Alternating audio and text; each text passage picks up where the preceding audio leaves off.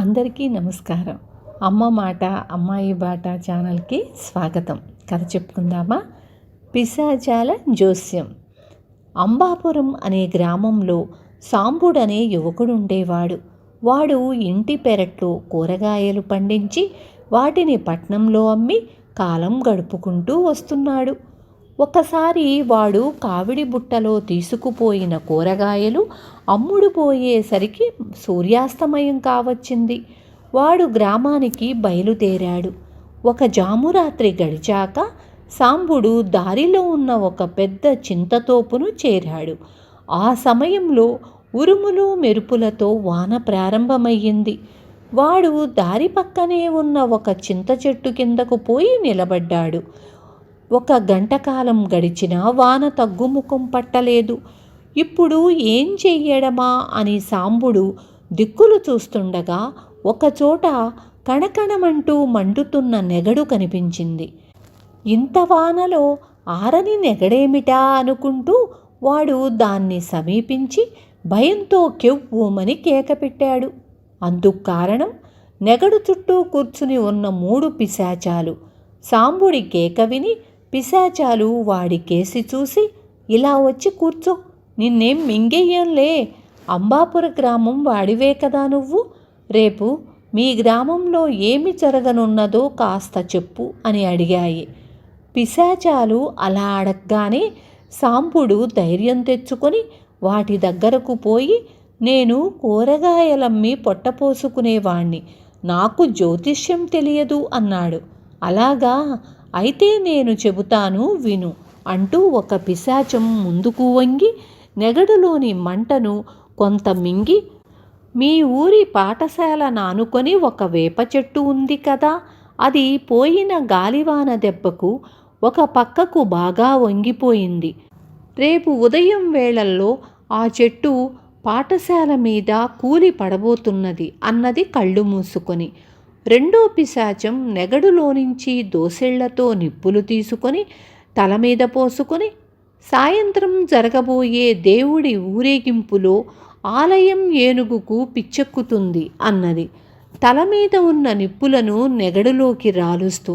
మూడో పిశాచం తన నోట్లో నుంచి నెగడులోకి మంటను ఊదుతూ, రాత్రికి మీ ఊరి పెద్ద చెరువుకు గండిపడుతుంది అన్నది. ఆ పిశాచాల జోస్యం విని సాంబుడు ఆశ్చర్యపడుతున్నంతలో అవి ఒకసారి పెద్దగా నవ్వి మాయమైపోయాయి. వాన తగ్గుముఖం పట్టగానే సాంబుడు బయలుదేరి గ్రామం చేరాడు. వీధిలో పాఠశాలకు పోయే పిల్లలు కంటపడగానే వాడికి పిశాచాల జోస్యం గుర్తుకు వచ్చింది. వాడు పాఠశాలకు పోయి ఉపాధ్యాయుడితో జరిగింది చెప్పి, ఎందుకైనా మంచిది పాఠశాలకు సెలవివ్వండి అని సలహా ఇచ్చాడు. ఆ ఉపాధ్యాయుడికి వేరే సొంత పని ఉండటంతో పాఠశాలకు సెలవని చెప్పి అప్పటికప్పుడే వచ్చిన పిల్లలతో ఆవరణ దాటుతుండగా వేప చెట్టు ఫెళఫెళమంటూ దాని మీద కూలిపడింది. క్షణాల మీద పిశాచాల జోస్యం సంగతి గ్రామంలో అందరికీ తెలిసిపోయింది. గ్రామ పెద్దలు కొందరు సాంబుడి దగ్గరకు వచ్చి, పిశాచాలు మరేమైనా చెప్పాయా అని అడిగారు. సాయంత్రం ఆలయపు ఏనుగుకు పిచ్చి పట్టబోతున్నదట, రాత్రికి మన ఊరి పెద్ద చెరువుకు గండి పడబోతున్నదట అని చెప్పాడు సాంబుడు. ఆలయ ధర్మకర్తలు ముందు జాగ్రత్తగా ఏనుగును తీసుకుపోయి గ్రామం బయట ఒక చెట్టుకు గొలుసులతో కట్టివేశారు.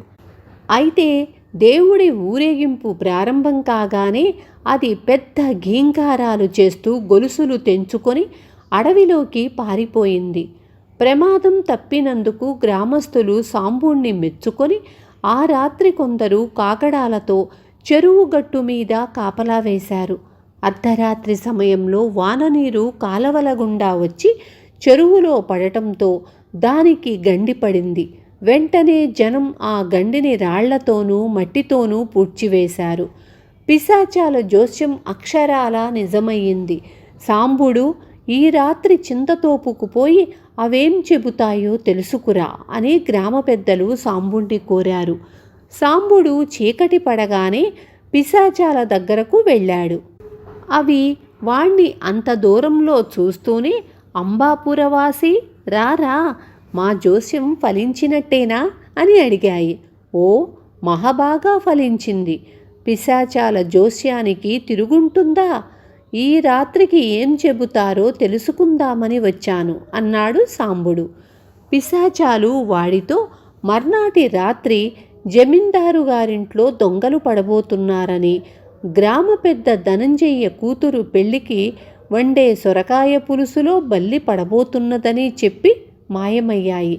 సాంబుడు గ్రామానికి తిరిగి వచ్చి ఈ సంగతి జమీందారుకు ధనంజయ్యకు తెలియపరిచాడు. వాళ్ళు ముందే జాగ్రత్త పడటంతో ప్రమాదాలు తప్పాయి. మర్నాడు జమీందారు స్వయంగా బగ్గీలో సాంబుడి పాకకు వచ్చి, ఈ రాత్రి పిశాచాలను నాకు కొడుకు ఎప్పుడు పుడతాడో కనుక్కో, నీ కష్టం ఉంచుకోనులే అంటూ 100 బంగారు కాసులున్న మూటను సాంబుడికిచ్చి వెళ్ళిపోయాడు. ఆ తరువాత కొద్దిసేపటికి గ్రామశ్రేష్ఠి వాడి దగ్గరకు వచ్చి, మా పూర్వులు, నా భార్య తరపు వాళ్ళు 7-8 తరాల కిందట ఓడ వ్యాపారం చేసి లక్షలు కోట్లు ఆర్జించారు. ఈ చిల్లర కొట్టేమిటి?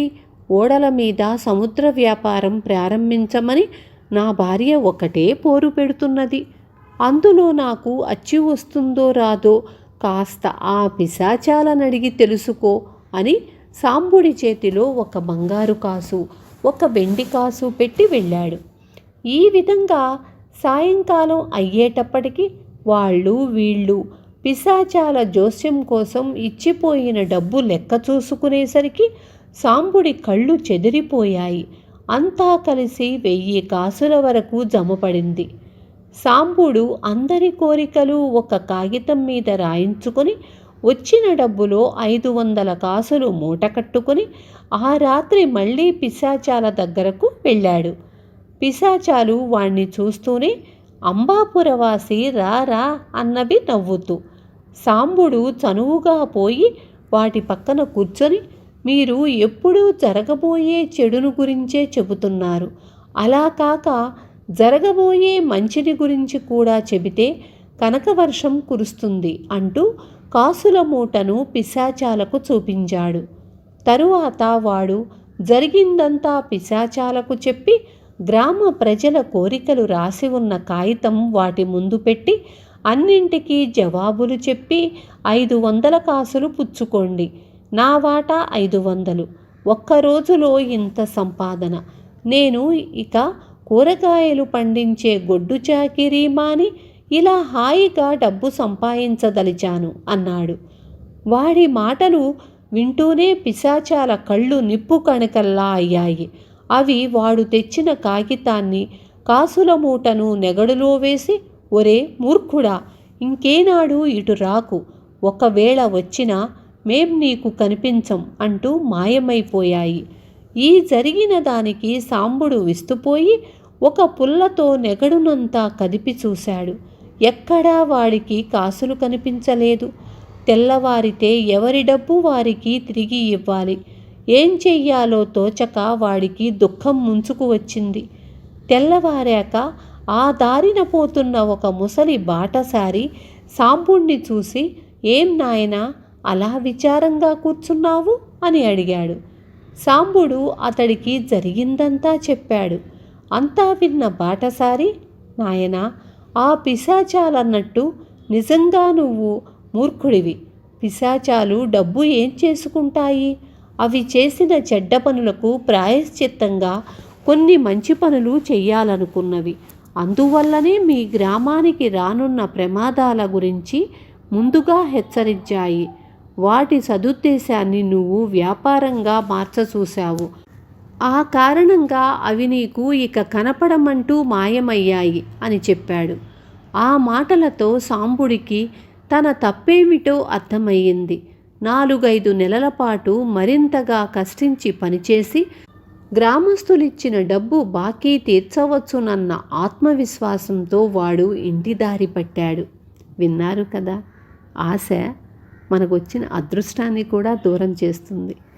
రేపు మళ్ళీ ఇంకొక మంచి కథతో మీ ముందుకు వస్తాను.